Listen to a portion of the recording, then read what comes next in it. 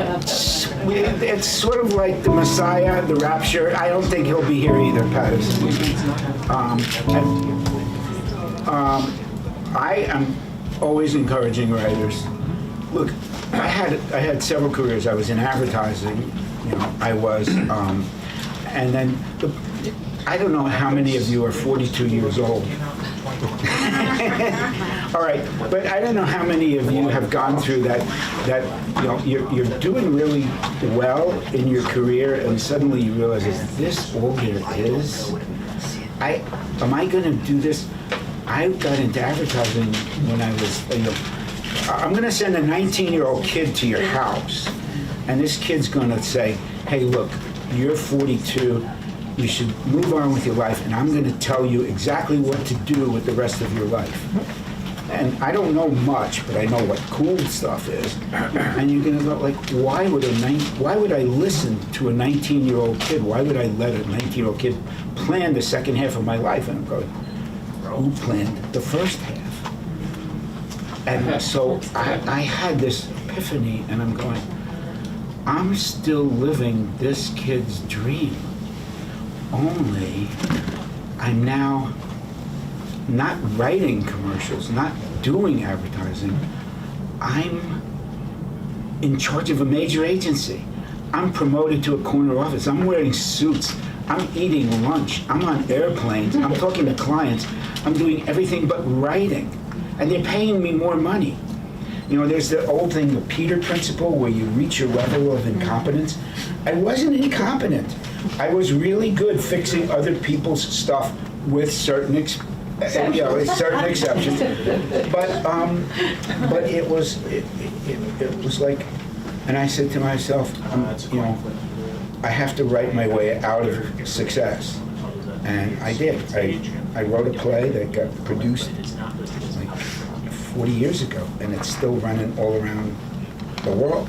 It was just in Hungary, and I remember it was in Hungary before, and I got the reviews from, the Hungarians sent me the Hungarian newspaper, and I show it to somebody in my family who was Hungarian, and I said, what does this say? And she goes, you don't want to know. But then the play I wrote wound up getting people in Hollywood interested, and then I wound up writing some pilots. And I did write my way out of advertising into the television business, which, if you think advertising is cutthroat, move to Los Angeles while your wife and kids are in New York. And there's a book I think it's called about show business. It's called Hello, He Lied. So, and I stayed there for a couple of years, and then when I came back, I said, okay, I'm going to open up a fruit store or something, but I wanted to do one thing before I checked out, and that was to write a book. And I wrote that book 20 years ago. And actually, I had lunch with Patterson, told him about the book, and he was very helpful. The man is like a genius when it comes to story. And he'll go, like, oh, it doesn't end there. I said, doesn't? No. Once you get him there, kick it up a notch. I go, oh, God. But I figured out how to do it. And then that book took off, and here I am with my 15th book, and I just handed in my next one to Anthony, my publisher's back there. He's obviously, it's on his to-be-read pile. Definitely. Anyway, that's a little of my story, but what's your story, Eric? Well, my story is, I always wanted to write, always. I had a single mom, and she worked in a hardware store, and I would go to the hardware store after school, and it was the hub of the community. It was a small community, and there was always gossip. There was always politics. There was always storytelling going on. It was like people would go in and literally like forget that they were there to buy something, go out to their truck and come back in and be like, oh yeah, I need 50 pounds of grass seed. And I was just enamored with that. And I had a father for a while before he left. He was a barber, and of course that's another hub. And I would sit there, and he would have these horror comics and these adventure comics, and I would read them. But I was just always paying attention and listening to people, listening to what they were saying. I was so enamored by it. And I loved reading at the same time. and read a lot of Encyclopedia Bound and Judy Blume and the usual Roald Dahl, and in 7th grade it was my first Poe experience, and that blew up my world. And in 5th grade I was the only boy in what was called literary lunch, which was the librarian of our school said, those of you who are interested in basically a book club, instead of going to the cafeteria, we're going to go to the principal's office or little conference room, and we're going to discuss a book a week. And I was like, okay, that's great, I'm in, and I started being able to tell stories, and I would tell rather dark stories for whatever reason. My mom was a huge noir fan and a huge Hitchcock fan. She had was in love with the movie Kiss of Death, and where the man that explains pushes someone down the stairs before he gives her a kiss, and whenever I was acting up, she'd say, "Eric, keep it up. I'm going to give you the kiss of death." and so I was always telling these stories, and my friends began to realize that when I was saying something as if it was real, I was telling a story. And one day, living in Vermont, some of my friends and I were deer hunters, and I was at the cafeteria before school started, classes started, and I'm at my table with my friends who know I'm just making stuff up. There's a table next to me that has no idea I'm making stuff up. They're like, "Hey, did you get a deer this weekend?" And I was like, "No, nothing, but I shot a skier." And they're like, "Oh yeah," and I just tell this story about how he was coming down the slope. I saw this blur through the trees. I opened up and ran out, and I was like, "Oh my God, I'm on Bolton ski slopes," and I got out of there. And then later that day, my mom had the police go to the hardware store, and the police went to my sister where she worked at the bank, and then they came to my house, and it eventually got cleared up because, of course, no one was reported as shot on the ski slope, and no one was missing. But my mom said, "Look, you can't just be telling these stories. People don't know when you're telling the truth or not." And my wife can attest to this. I'll just say something, and she'll be like, "Really?" And my 8-year-old son will be like, "No, Mom, not really. How do you not know yet?" She said, "Write them down. Write your stories down, and then people will know they're fiction." And this was like 9th grade, and so I started doing that, and kept at it. Started writing short stories, and got some published, and published my first book, Reap, within a couple months of finishing it. I wrote it most of it in a cubicle at a publishing company outside Boston, and wasn't really working. I was writing, and printed a rough draft out at a printer on a Friday night after work when I thought everybody was gone, and they weren't. The publisher was still there, and his office was right next to the printer, and he came out while my novels. And he said, "Oh, Eric, what are you doing here? This is great. A young editorial assistant, you're here on a Friday working late. This is great." And I'm like, "Yeah, this is wonderful." And he's like, "Really putting in the time?" And we're standing there, and it got a little awkward, and he's looking, and they're still cranking. I'm like, if he looks at one page of this, he's going to know that this is not. It was for Addison Wesley and Perseus Books, who did business and science books. He's going to know in a second, that this is not one of our books. And finally, he's like, "What are you printing out? A novel?" And I was like, "No, of course not. It's a business book I'm printing out and taking home that I can look at." And so a month and a half later, I sold it to Viking Penguin and told them I quit. And one of my friends in the company said, "Well, tell them why you quit." And it was an amicable, I'll give my 2 weeks, but she was like, "Tell them why you're leaving." And I was like, no. And he's sitting at the head, and she's like, "Eric just sold his first novel." And he looked at me like, "I knew it."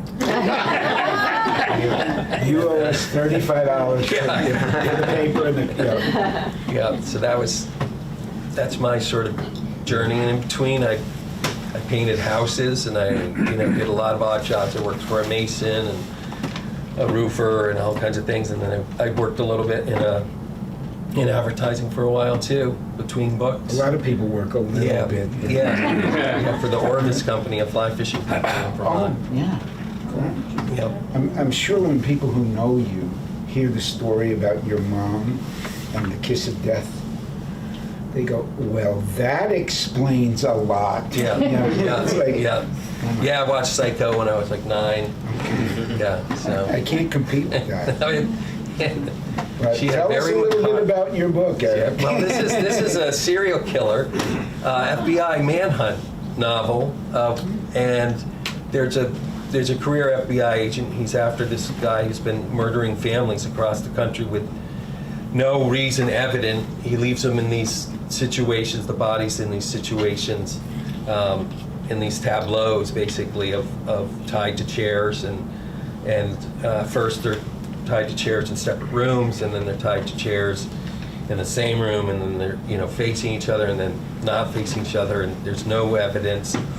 And the FBI director gives him a partner who is a remote viewer. That's the title, which means that he can see events as they're unfolding remotely. And this FBI agent wants nothing to do with this guy. He's like, I don't need a crackpot. I don't need some psychic. I'm not Gus and Sean from Psych. I don't want this guy. But he's forced to work with them, and as they work, the reader is forced to wonder, is this guy for real? Along with the FBI agent. So you're sort of being convinced, is this guy for real? And he's a very enigmatic guy, and he's worked supposedly for the CIA and high-level things, locating, missile silos in North Korea, those types of things. And you're sort of slowly being convinced along with this FBI agent, and they've got to find this killer together. And that's sort of the setup of the book. And as the farther along you go, the more you realize there's something very strange with this guy, very mysterious, and there may be a link between him and the killer as well. They might have crossed paths at some point. It's a wicked and smart, everything you want in a great thriller. I guess so. That's what they say. That's what it's saying. Yeah. Is it a one-off or a series? No, it's the next one's coming out July 8th. And that's Remote the 5. It's sort of a countdown. There were 6 people involved in this government program that this first remote viewer was involved in. And so that's sort of where the 6 comes from. And then the 5 and further down. I have a copy of it on my TBR. And so Marshall, though, you have this new book, which is a standalone. And you did NYPD Red. So how did this come about? About me. She's great. It's so funny. I mean, I write, Maxine I can write a book once I have the idea in about a year, roughly. But this one took 7 years. It was, I had reached a crossroad. Again, I'm always, my life is like a Czechoslovakian black and white movie. I'm sitting in the bathroom, like recovering from a hangover or something. But it was one of those moments where you say, I created the NYPD Red series for Jim Patterson. Most of the time, he gives writers an idea. My first book with him was a one-off, and I wrote it based on his outline. But then I went to him, I said, I have this really cool idea, Jim. It's an elite task force at NYPD who only cater to the crimes that affect the rich and famous. We're talking about baseball players and billionaires and actors. And he's going, it was just called NYPD Red, and the publisher, everybody loved it. And so I wound up doing the book. And it was a natural for a series. And I did 5 more books. NYPD read 1 through 6, and then Jim and I had an agreement that he was moving on to other writers. Let me think. I can't remember their name. Okay. President Clinton, Dolly Parton, Mike Loop. I mean, he started. Hillary Clinton. What? Hillary. Yeah. No, Bill. It was Bill. Bill and Hillary. They both were. That's right. Thank you very much. And he just started, hanging out with the rock stars and writing them. And I said, okay, so why don't I take over?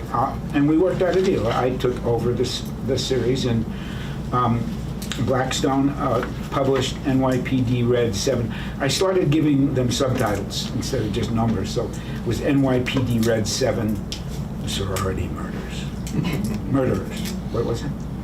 Yeah, help me out. But and it did really well because I write differently when I'm not writing for somebody else. And I'm a character person. So anyway, here it is 7 years ago, and I'm thinking, I'm getting pretty good at this thriller stuff. I've conquered thrillers. I want to do something that's really challenging to me, and I don't know what it is. And I was noticing that along the way, I'm thinking of what to write, and I see this book, and then an idea came about. I'm plugging. This is for you guys. I'm hoping you sell this stuff. So the first chapter of this book opens with a lovely 92-year-old woman looking out her window on Fifth Avenue at Central Park. It's August and the snow is flying.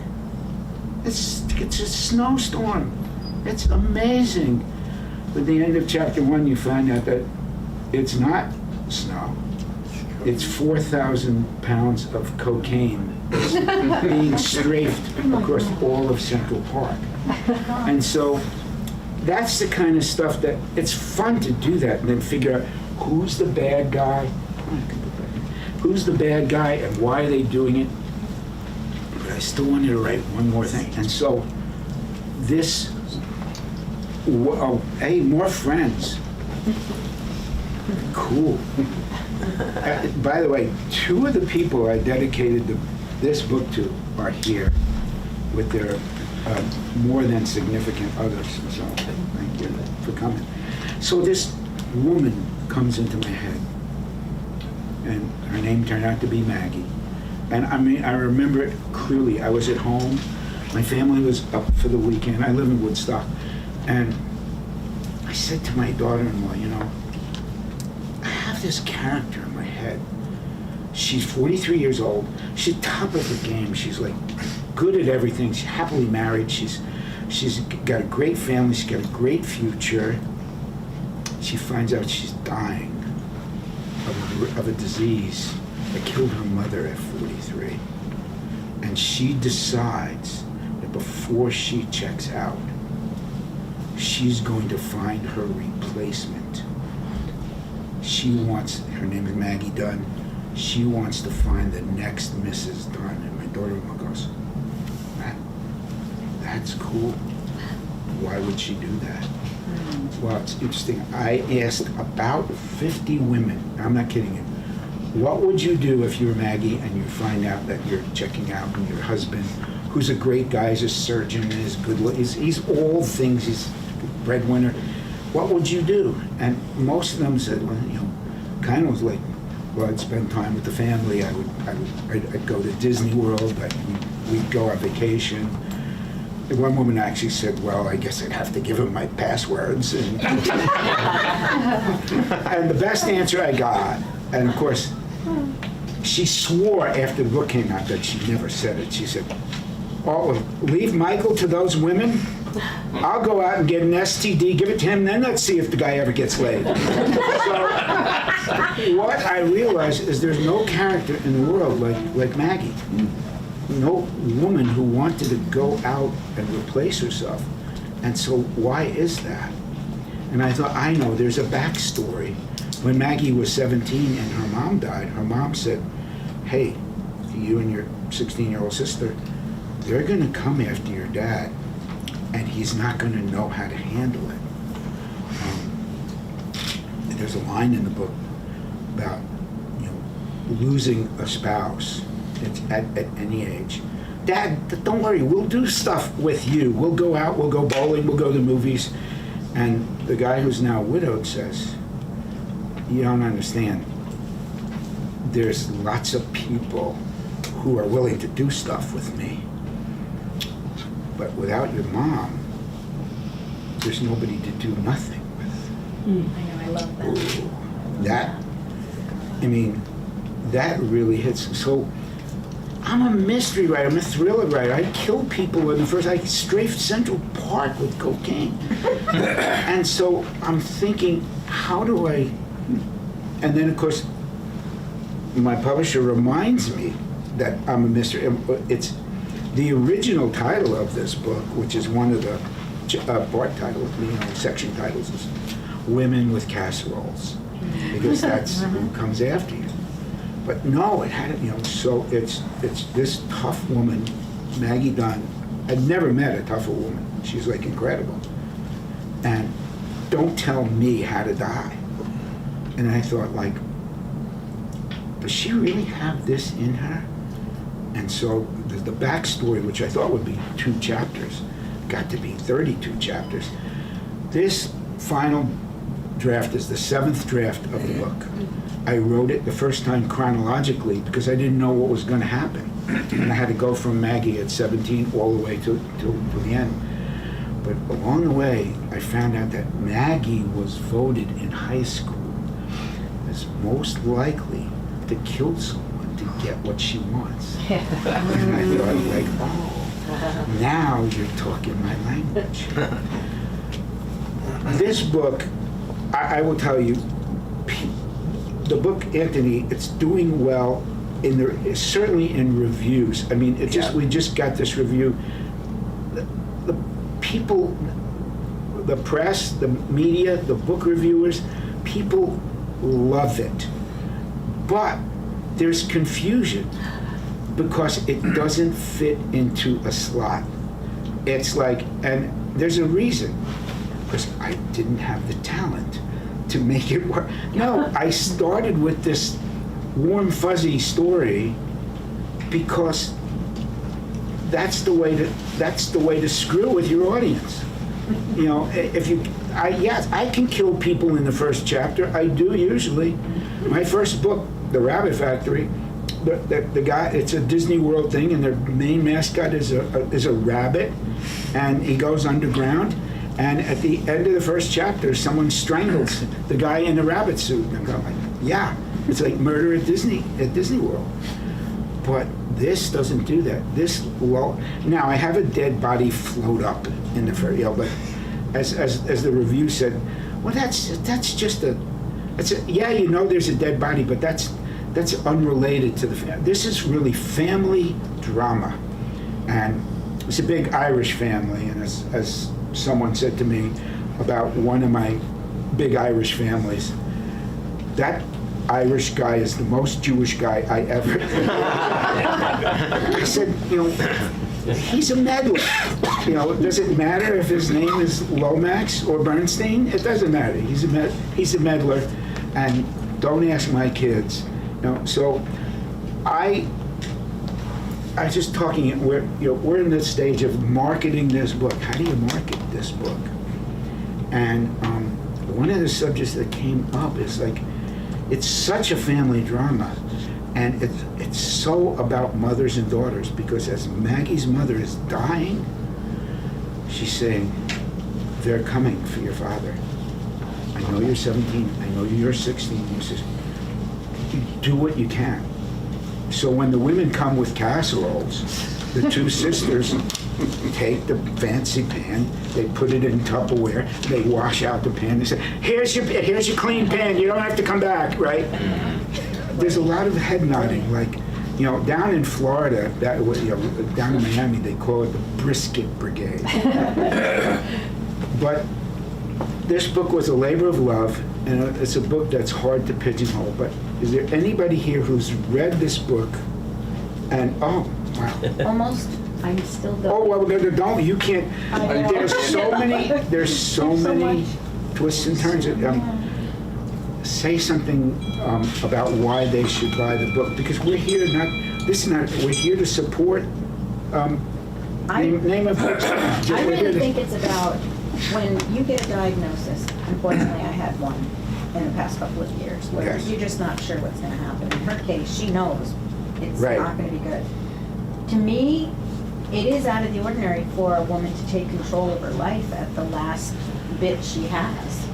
And I just feel like that's not something that's so common, maybe, you know? So I don't know how you categorize it, but it is a woman saying, hey, you know what? I know what's ahead of me, but I'm going to take control of how this story ends. And look, I wrote 7 drafts because I bounced it off a lot of women, and they said, no, we don't do that, you know. Nah, we don't like it that much in the morning, and no, you know, don't, give, no. You know, but the one thing I could relate to Maggie is she's running everybody, she's the CEO of everything. And just between us, and then you can, my wife's nickname for me is Mike, last name Row Manager. So, there are a lot of people here in this room that actually helped me with this book. Can I say that you helped? One of the characters in this book is a place called Magic Pond. It is like a 2-acre pond in the middle of this beautiful upstate New York, mid-Hudson Valley town. And my friend Karen over here is a water specialist, chemist, Department of Environmental biologist. No, but I called Karen and said, and she didn't want to name the book. She told me, you know, I mean, the thing is that the pond becomes a big part of the book because there's a big real estate conflict. There's so many little pieces. Anthony, help me out here. How do I land the plane? You don't. You're still flying. Okay, cool. Anyway, I am really thrilled. I'm wondering if you guys who read it or who didn't have questions or talk about writing. Oh, you look like you're going to maybe write something. I'll give you my favorite quote. That has a lot of there's books here. There's books here that you could buy. Anne Lamott, Bird by Bird, brilliant book, and even Stephen King. On writing. It's not there's no dead bodies. It's on writing. It was so helpful. And Anne Lamott tells you it doesn't matter. Write crap. Just write Just it. right, yeah. And I on my website, last name Karp, not manager. Okay. Karp Kills. I have a whole section on trying to help and encourage other writers and quotes from famous writers who. Every famous writer, Mark Twain, James Patterson, Stephen King, all of them, they all started like, I don't know, I have a book, I hope I can get it published. You got yours published, you know, big. Yeah, Stephen King threw Carrie in the trash. That's the big, big lore, you know, and his wife took it out of the trash when they were living in a trailer and had a young son. I just did a video that there was this writer back in the late 50s who wrote this book, you know, on a typewriter, so there's only one copy. It's not, you know, it's not in the ether. And she hated it. And she's in a hotel in New York City, and she throws the thing out the window, and it all scatters all over Park Avenue. And she calls her editor and says, I can't do this anymore. And he says, just get your ass down to Park Avenue and pick up every single page. And that author's name was Harper Lee. And that book is the book, To Kill a Mockingbird. And so here's my favorite quote of all the quotes I did. And it's from this guy, Richard Bach, who wrote Jonathan Livingston Seagull. It's a book about a bird who's looking for himself, and was the #1 bestseller 2 years in a row. Okay? And it's a professional writer is an amateur who didn't quit. What's your first name? Michelle. Michelle. So. I've written some things, I've submitted some things, but Right. it was a while ago, and then I But- kind of, you Yeah, know, but- life got in the way, Well, whatever. no, I do. I But I thought would, I my- always want to go back to it, I do. Do it. Can I ask you both though, like, when you have characters, it always seems like when writers are talking about their characters, it's as if they're talking to you. Oh, yeah. Like they're They are. people, and Yeah. I'm wondering, like, when did that happen for you as a writer? Right from the very beginning? Or, Yeah, there's images for me, and there's dialogue, and there's snippets that come to me out of the blue, and they hound you, and you know, they don't let you go. And the ones you listen, the ones that they just keep after you, you know, and it's a very strange, odd thing, really, when you think about it. And the only way to get them out of your head is to get them on the page. And Sometimes you're just a typist. I mean, yeah, you're just there, and it's coming. Yeah. My first NYPD Yeah. rep, my wife, it was the rabbit fight. My wife said, that sex scene. And then, you know, I don't write a lot of sex scenes, but, you know, there's some that I said, I didn't know they were going to get together. I swear, I was right. They were in the parking lot, and she was in her car, and all of a sudden they're banging like butt. I said, I'm just, honey, listen, that's not here. Trust me. But characters do. I mean, Maggie told me who she was. Characters do that all the time. Yeah. But just in case they don't do it, Michelle, one of the things I recommend is something called a character Bible. And that is, if you're going to write a book, you want to give me a kind of prototypical heroine or hero, or who's your protagonist. Give me a rough idea. oh boy, I don't know. A man, a Yeah. woman, what do they do? Yeah, Get- probably a woman. All right, a woman. Yeah. And how old is she now? She's in her 40s. She's in her 40s. Now, once you know she's in her 40s, and I don't want to ask how old you are. You know, You'd be surprised. well, no, but if A lot she's older than that. okay, well, if you're a lot older than she is, so she was born 40 years ago, and 40 years ago is like 1985 to be born. What was the world like then? So I mean, I wrote a movie. Actually, it's on my website. And it's about a kid growing up in the 50s, and you have to understand what life was like. Even when you name a character, if I name a character, like there's a character in this book, you know, her name's Esther. She's an 80-year-old psychologist. Her name's not Tiffany. Right. Okay. And, Yeah. And Yeah, I could see that actually, right when you said I that. go to, Yeah. I go to, I have a book of 100,000 names, and I need a book of someone who was born in 1940s. What was the most popular names? And it wasn't Matt. There were no. My grandmother was not named Madison. Nope. Shirley works. my mom. Yeah. Dolores. Edith. Yeah. So, but then you say, okay, what does your character do? What does she do for a living? Do you know? She's like an art dealer and travels. Okay, she's an art dealer and she travels. Do you know how she got into that? No, but you will. Yeah. You sit down there and say, okay, so we'll call her Michelle for now. She grew up. She was born. So by 2005, she was 20 years old, and she was into art.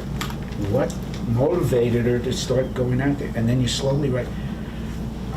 My main character in the Lomax and Biggs books, Mike Lomax, have a 20-page Bible about things, and you think you will never ever use any of this material. Just get to feel what were his parents like. Then I think, like, why did he want to become a cop? Well, he solved a crime when he was 14, just because he's smart and he figured out who killed him. And that story wound up being part of the book. And so for those of you who want to write, you spend a lot of time with your characters inventing the person you want them to be and letting them tell you what, you know. But also, if you're just reading a book, I think what's important is to see, does that voice ring true? Does that character, do you believe that character? For me, characters above all, it's got to be an interesting story. I mean, 4,000 pounds of cocaine, yeah. Woman who's has 3 months to find her replacement, cool. Murdering Mickey Mouse in the first chapter, but the characters have to be. Gentleman in the balcony. I want to say you both inspire me, and I have told Marshall how much I love Don't Tell Me How to Die.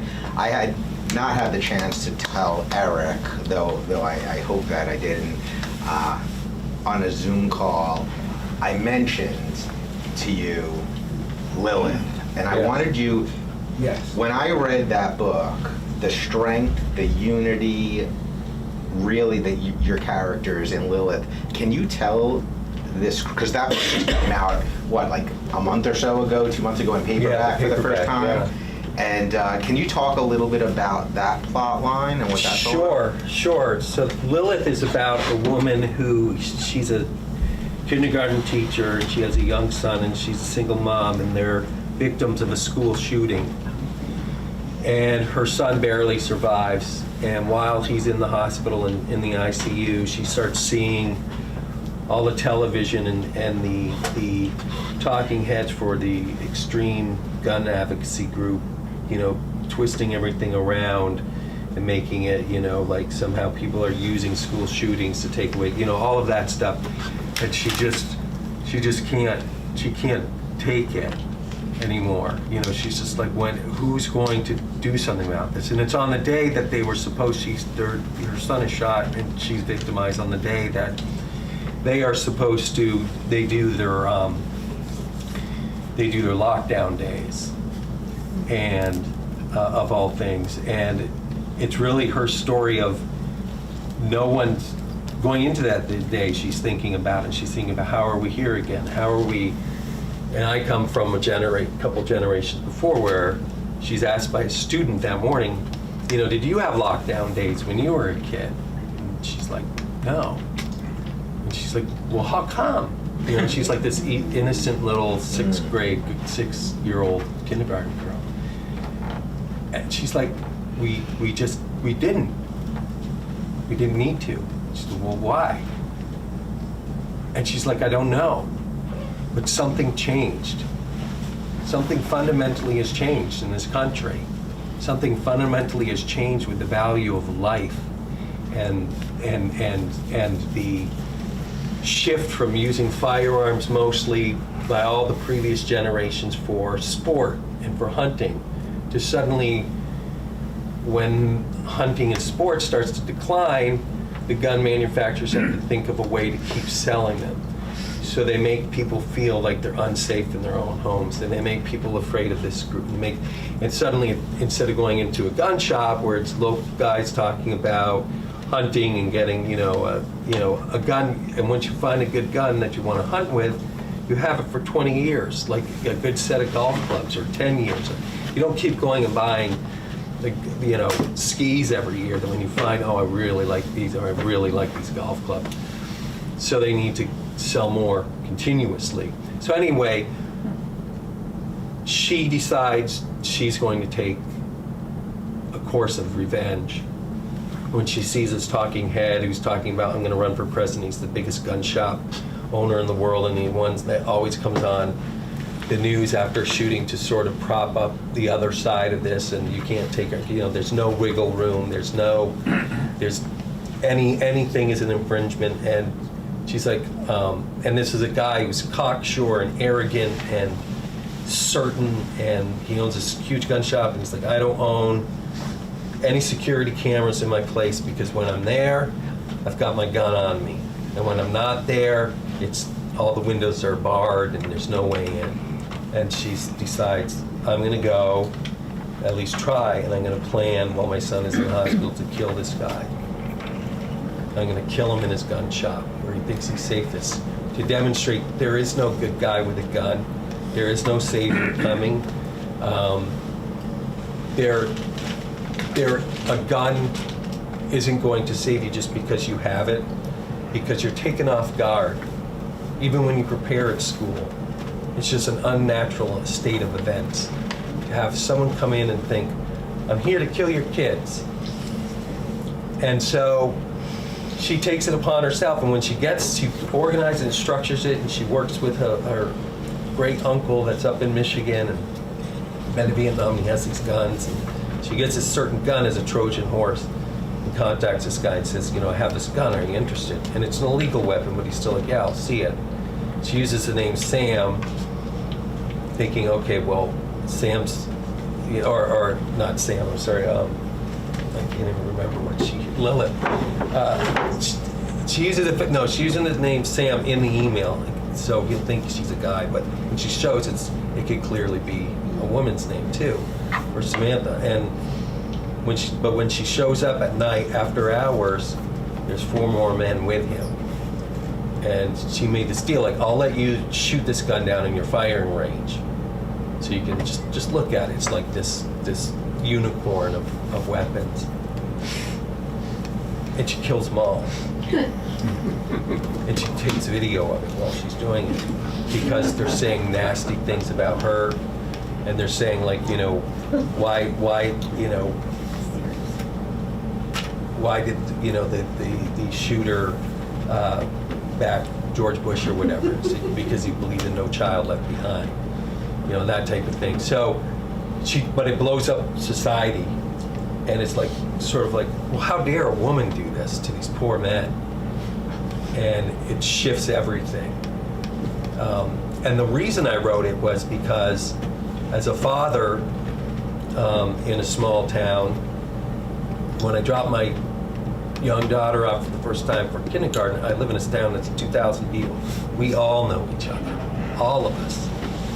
We know all the teachers, we know the firemen, all of us know each other, or at least recognize each other. We're at soccer games and Little League, and I go to drop her off, and there's literally, each class is 25 students. So like the high school is 100, 140 kids. And we go to, it's first day of kindergarten, how exciting. We go up, and I'd never really paid much attention to the school before, because I never really had to. And there's a big sign, if red and blue lights are flashing, do not approach school. And I thought, hey, what is that? And then it hit me, and I was like, oh, here too. Wait, why? We all know each other. So what are we saying? We're saying there's a possibility that someone we know, whether it's a student or a disgruntled taxpayer or a landowner who's pissed or whatever, may come in one day and kill our kids. Because no one from Boston is throwing a dart at a board and saying, oh, I hit Arlington, Vermont, I'll go there to kill the kids. No, it's in your own community. So that was one. Then I go to open the door, and I can't, it's locked. And you have to go over and buzz and look at a camera. It's like, I know the woman inside. And so we go in, and it's like, this is like the Pentagon. I got to get buzzed in. So I go and I drop her off, and then, within a month I find she's practicing lockdowns. And I'm like, what do you mean, what's a lockdown? I guess, I'm naive to not have been aware of all this until it was present, but it's like, oh, we practice. And the protocol is to basically lock yourself in the room and hope that that gunman doesn't come to your room. Not flee, no escape plan. So what this woman does that day, instead of following protocol, she's like, as soon as she hears these shots outside, and I don't show any violence toward the kids, she escapes with the kids out the window, and they flee to the local library and they hide out there. But she knows her son's in there, so she's got to come back. She's got to go back in there. She can't leave him in there. And she saves him by breath, literally. Like, if they're like, if you hadn't. But then she gets in trouble at the administration and the supervisory union. she's like, I saved a whole classroom of kids. What are you talking about? And they're like, we still have protocol. And it becomes a little bit about men in power and women not having license and agency and advocacy. And she takes on the name when she posts the video of Lilith, who is someone from biblical stories who was preceded Eve, supposedly, who was either one cast out of Eden because she didn't want anything to do with this Adam guy, or she left willingly because she didn't want anything to do with this Adam guy. And then Eve comes in, and she's the one that's blamed for everything, right? So she takes on this moniker, and she becomes this societal. She's both a villain, and she's worshipped by some, and being hunted by others, including the FBI. So now, this mother who's done this thing and immediately regrets it because she has a son, has to try to not get caught because she's jeopardized everything for her son. She doesn't regret that she did what she did. She regrets that she put her son in this position, and she's got to try to. So the book is like, will she get caught, or will she not? And if she doesn't get caught now, in the timeline of the book, will that knock eventually come? So I wrote that one from the heart. And this one took me 10 years to write because I didn't know how to write it. It's such a sensitive topic. I kept talking about it with my wife when we would go for our daily walks, walking our crazy beagle. And it was not until 3 years in where I decided, I'm thinking maybe it has to be a woman, because otherwise if it's a man, it's just another man killing people. And the more I delved into the thing, it's like, it's men. It's not a gun problem, it's a men with gun problem. It's not a mental health issue, which has been the narrative coming along. Because if it was a mental health issue, then women are susceptible to men, as susceptible as men, to mental illness. It's an even proposition. Bipolar, manic depression, paranoid schizophrenia, all the things that might lead to someone shooting someone. Women have just as often, suffer from just as often as men. They have equal access to guns as men. 98% of the mass shooters and school shooters are male. So if it's mental illness, that kind of takes it out of your hands. Like you can't sort of navigate yourself away from not doing it. And it's just, it's a fallacy from all the research I've done. And this is a woman that takes it upon herself for justice. So in a way, it's a revenge story, but then it's, how does she get out of it? And does she get out of it? I'm slightly biased, but I think you're two of the finest character development writers in the industry, in very different ways. You're not Yeah. slight. You're not slight. You're not slight. Blinded. Questions from the audience? Yes, I have Or questions. I now think of you as questions from the hostages. It's like, Would you each read a page? Sure. I think that would be great. I'd like to hear your voice and take whatever time you need to figure out the page. I would go with the first page myself. Can you do that? yeah, I can, will. I mean, I loved your book because of a post that was about 8 words long. Yeah, the post at least explained what Maggie's. That's okay. We now know the story. We now- right? yeah, I'd like right. to hear the No, but cadence and the. it's a cool question.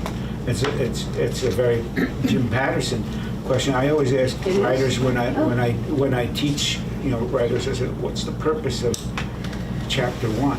Oh, to establish the characters and to. Well, it's to grab the do- reader. It's to get people to read chapter 2. Right. Yeah, It's and that simple. So, two is to get Same as people to read. and I will tell you that my chapter 1, I like I said, I wrote this some real readers rave reviews. No, I'll skip over that.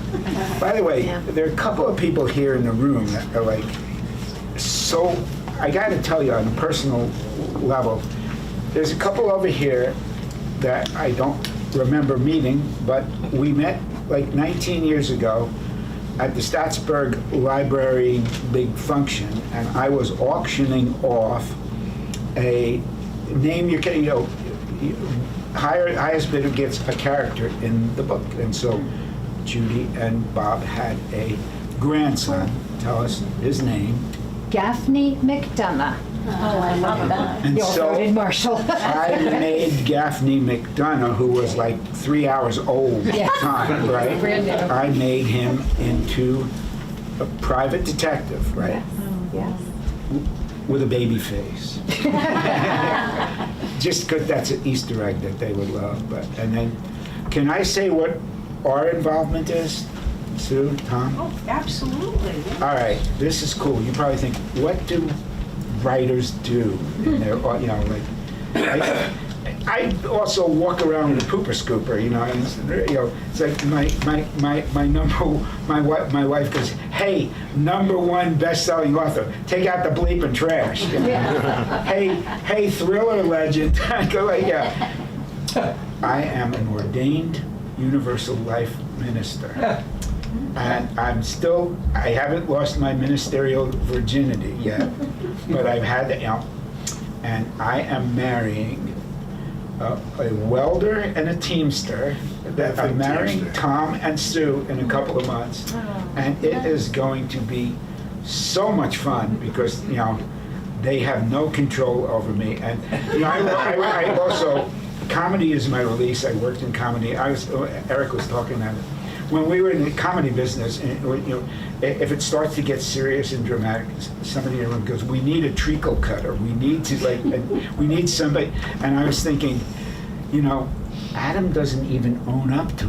He had an ex. I didn't know Adam had it. It's like when I was much younger, I wrote a short story called "The First Man."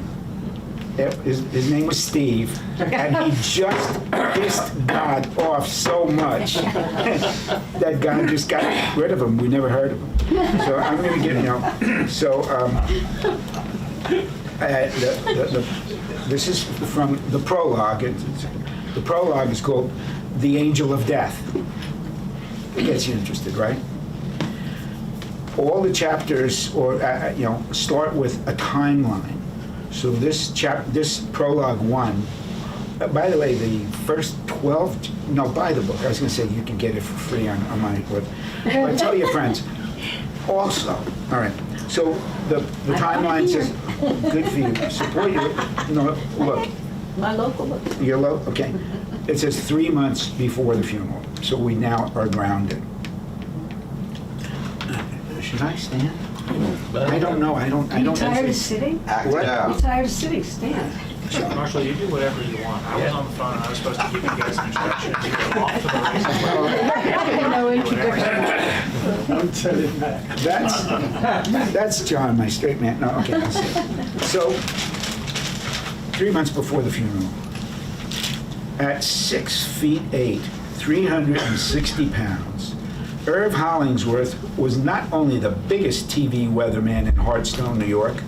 His larger-than-life personality and his flair for showmanship had made him the most popular in the county. Which is why instead of reporting from a warm, dry studio that watershed June morning, Big Irv, dressed in bright yellow waist-high waders and a matching XXXXL slicker, was broadcasting live from Magic Pond during a torrential downpour. "I'm here at Hartstone Medical Center," he said, letting the rain lash his face for effect. "The hospital has been operating on auxiliary power for the last 12 hours, and I do mean operating. I spoke to the chief surgeon, Dr. Alex Dunn, and he told Channel 6 that despite this nor'easter, it's business as usual inside. But outside is a whole different story." The camera panned, taking the rest of the medical center's campus. Big Irv slogged across the muddy grounds to the swollen edges of Magic Pond, which had crested far beyond its banks. Normally, this is where hospital workers and locals would be sitting around enjoying their morning coffee, he said, stopping at a partially submerged bench, its seat lost beneath the murky waters. But as you can see, Magic Pond has...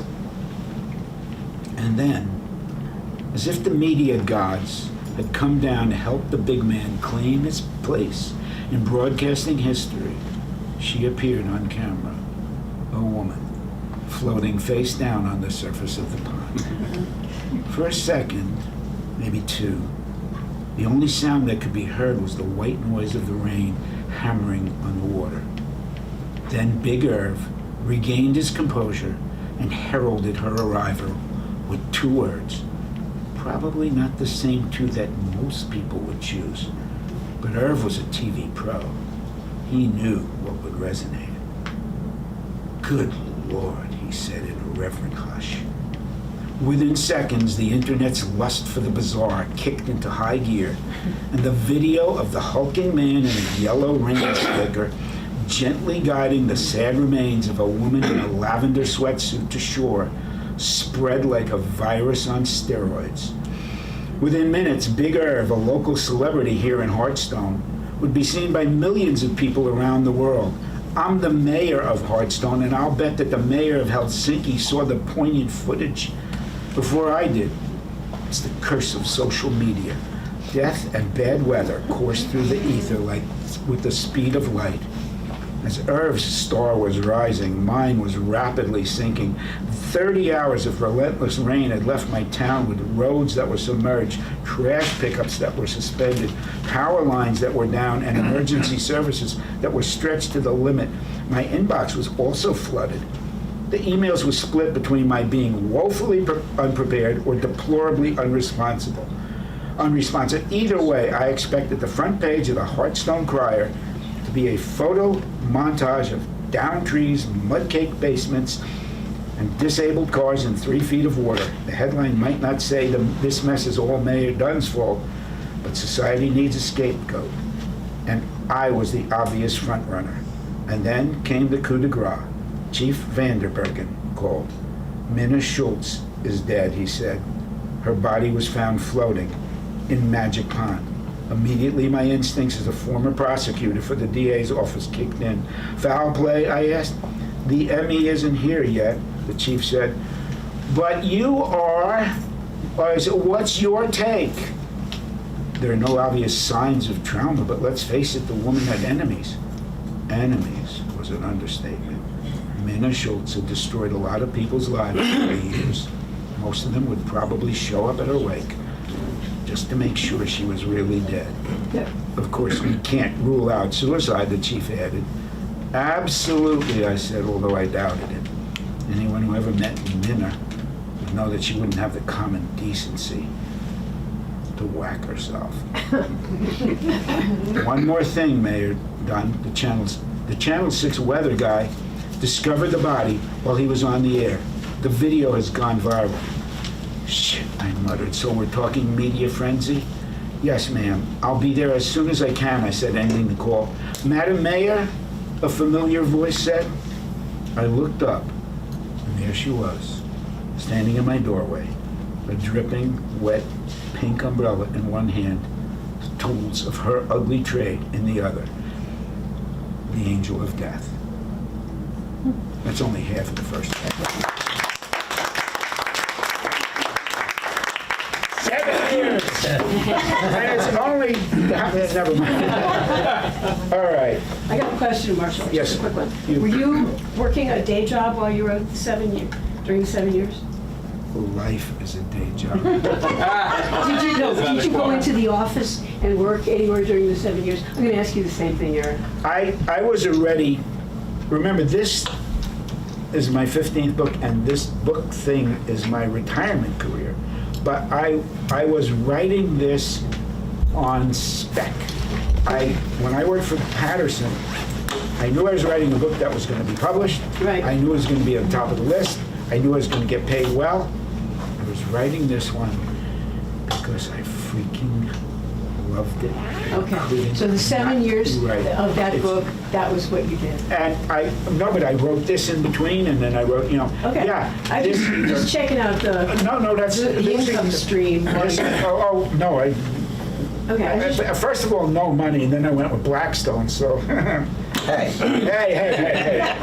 But you are paying for dinner. yeah, You validate parking, right? you know. all right. all right. I want to hear you read, and then I got the same question for you, because you worked on your book for a long time. Yeah, and I had this, Lilith was my 8th book. Okay. And no, I wasn't worried. It's just been writing. Writing has been my main source of income. But to get back to the writing for you and for anyone else, I wrote my first book. Like I said, I wrote a lot of it in a cubicle. I wrote it. It took me 3 years, and I wrote it whenever I could. And I think, some things, life gets in the way, and but. I would say, like, if you can even write, I don't care if it's 20 minutes a day, it's sort of like a physical activity, when you just want to stay somewhat in shape, just feel good, if you can even just walk 15 minutes a day, you feel rejuvenated a little bit. And if you can do more, you can do more. But the writing process, when done regularly, I think, generates itself. You start thinking about the background of the woman. You start thinking about, when you're consciously start thinking about maybe the pages that you've written down for their Bible. And then you start to not have to think about it. They start creeping in. The ideas start creeping in when you're able to do 15 minutes when you have your coffee or whenever it is. And it's like If you write a exercising. page a day, what do you have at the end of the you year? have 365 pages. So I told that to somebody once, yeah. and he called me and thanked me. Yeah. I said, that shit works. yeah. Yeah. And, cool. I found that none of them necessarily get any easier to write, to wrestle down. It doesn't matter if you're a person that outlines it or doesn't. I don't, and because you've got the outline, but it wants to start to do its own thing. And John Irving had a great quote. He'd written 10 great bestsellers, and he was on NPR. Oh, right. And they said something like, does it help now that you're writing a 15th book, that you've written 15 books? Is it easier? Is this one easier? Does it get easier? And he said, all I can say is that this 15th book that I'm working on right now has no idea I wrote 14 other books. And that makes perfect sense to me. It has, because it's a different book with different characters, a different voice. Lucky you. Do you get tougher on yourself? Yeah. Yeah, that's the when you're just a jerk writing a book, it's like, oh wow. But then when you start to get standards, Yeah. So you want read. I'll read, maybe I'll read a little bit from each, because the other thing too is voice. For me, voice is big, and for you, and like this book, Remote, I get into the minds of the remote viewer, the FBI agent, and the killer. And because it's different perspectives, they also have a different voice, even though it's internal. And so, maybe I'll read,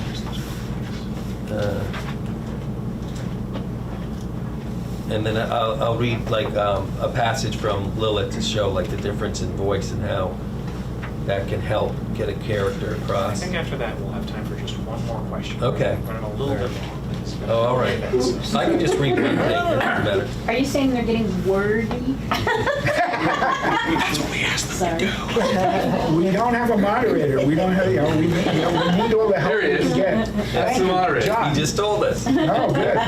Make it So I'll read snappy. this from Lilith. This is very short. This is when the woman, mother goes to the school with her son. And her son didn't want to go to school that day. He just wanted to play hooky. But if red or blue lights are flashing, do not enter school. I press the call button outside the main entrance and stare up at the CCTV camera. The lock buzzes and clacks as if I'm entering the Pentagon. I am cold with dread. The lobby is empty. The tile floors gleam from their weekend polishing. I walk the desolate hall, its yellow cinder block walls decorated with colorful construction paper leaves cut so lovingly and earnestly by the first graders. At my classroom door, I try to still my heart, but my heart won't be still. I am early. I am always early the third Monday of the month. I require time to settle my nerves before my kids arrive. I could have spent more time at home with Leiden and not rushed him. No harm would have been done. Still, I need time to myself here in my classroom this morning. What has become of this world? I wonder for the 1000th time. The millionth. What went so wrong that the morning's task before me has grown so rote that teachers and children alike perform it without qualm or question, as if it is normal. It is not normal. It is a tear in the fabric, a societal psychosis. It claws my heart ragged and drowns me in helplessness, as if I am the one failing the children, as if I am the one responsible for this godless state of affairs. I sit at my desk. My temple flutters. I stare at the nap mats stacked in the corner of the room. Goldfish swim in endless circles in their fishbowl perched on the window ledge. 2 hamsters scurry on their wheels, getting nowhere for all their effort. The second hand of the analog clock, wall clock, ticks. Tick, tick, tick, tick, tick. I wish the clock would stop. I wish time would stop. I wish I could go back in time before all this began. But back to when? When did it begin? Colorado, Oklahoma City, Hiroshima, Cain and Abel, Eden, the primordial swamp. Has it always existed, this vulgar compulsion for destruction, germinating, populating, and repopulating till now it is an insidious weed, noxious weed, its roots too deep and fixed and stubborn to rip out from the hardened earth of so-called humanity, its thorny stems too tough for the axe, its fruit poisoned. Is this the fruit of the nation, of humankind? Is this what must be accepted? I cannot accept it. I will not. Ever. So that's just a little bit of her voice. And then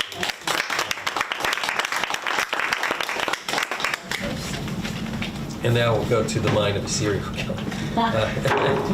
He waits in the youngest daughter's dark bedroom closet for the family to settle in for their movie night out in the living room. His breathing is calm, his heartbeat slow.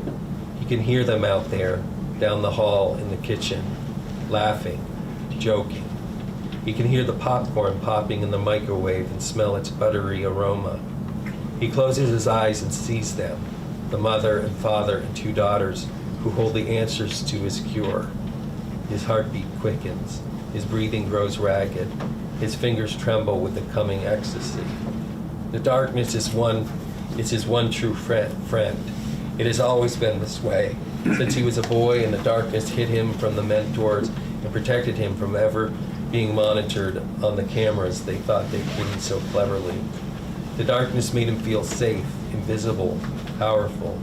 Each night as a boy, he had welcomed the darkness. "They watch us, you know," he said one night from his top bunk in the dark room. For a long time, there was no reply, as if he were alone in the room. But he was not alone. There was the other boy in the room with him, a boy he'd known all his short life. He knew the boy was there because he had always been there, and because he could hear him breathing in the short, shallow, nasal way he had when he was nervous, which was often. So nervous, that one. Not like the others. And he could smell the minty scent of his toothpaste and the soapiness of his shampoo from preparing for bed. But he could not see the boy because the room was dark. Still, he knew he was there. "They watch us," he said again. After some time, the boy in the bottom bunk said, "Of course they watch us. They're looking out for us. They keep us safe, and they need to gauge our progress. I mean, they have cameras everywhere, even in here. If the lights were on, if we weren't in the dark, they'd be able to watch us right now." "I haven't seen any cameras," the boy said. "You haven't been looking. I have, and I watched them back." "You shouldn't do that," boy said. Why shouldn't I? It's against the rules to use their rules. It's a one-way street with them. They do whatever they like, but we must obey, harness ourselves. Everything is their rules. You ever think why? Because they're the mentors, the boy said, and we're the kids. Well, we won't be kids much longer, will we? What then? What are their plans for us then? You ever think about that? What they're going to do with us? I don't think. No, you don't think. Well, I think, and I watch them. Don't say anything, the boy said. I don't want to know. We're not supposed to discuss them, or we're not supposed to do anything except what they tell us to do. And I, for one, the sound comes now from down outside the bedroom closet. The youngest girl. She strolls into the bedroom whistling. He closes his eyes again and sees her, getting a pair of slippers from the floor at the end of her bed. He can see her walking back down the hall to the others. Within the hour, when the girl and her family succumb to him, when each of them is tied to a chair, he'll arrange them so they are set closer to each other than any of his previous subjects. He'll give them every edge he can, every possible chance to perform for him and demonstrate what they are capable of doing. He'll be generous that way, and patient. He can give his subject only so much slack, though. He never got slack from the mentors. It was always push, push, push, push. More, more, more. Look how that worked out. He is a husk. He needs them to help him, replenish him, not be selfish as the others have been selfish. This family, they have answers for him. They must have the answers. They must accept who they are and rise to the occasion, or they will be to blame for his needing to discard them and move on to the next family. In his mind, he goes over what he needs to do, what he needs them to do for him. Out in the kitchen, the microwave timer beeps. It's time.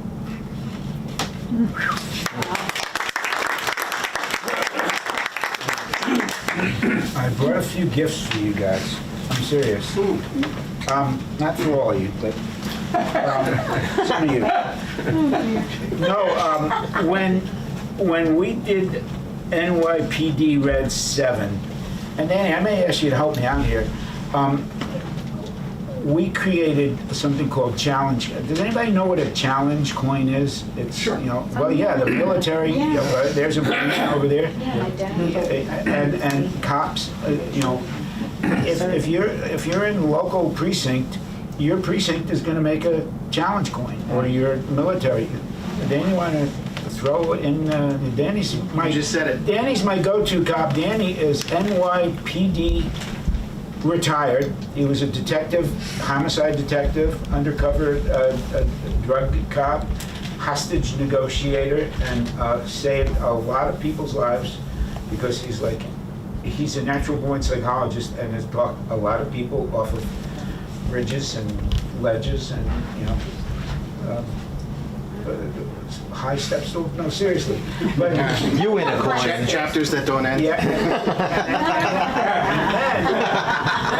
And then Danny retired and turned to a life of crime. And he's my go-to. He's my consigliere. He makes sure that the books have the ring of truth. So we made these challenge coins for NYPD Red. And Red 7. And so I counted how many there are of you, and you won't be able to throw this away. This is not like one of those calendars or coasters. This is just so cool, and a lot of people collect them. And I think one of the more difficult ones to get your hands on was every little military cop group has their own, and including the guys that carry the football for the President of the United States. I'm sure we're going to wrap it up. I'm sure you want to support your local bookstore, so be happy to sign some books. We'll have Marshall and Rick signing over here, and let's just give these two one last round of applause.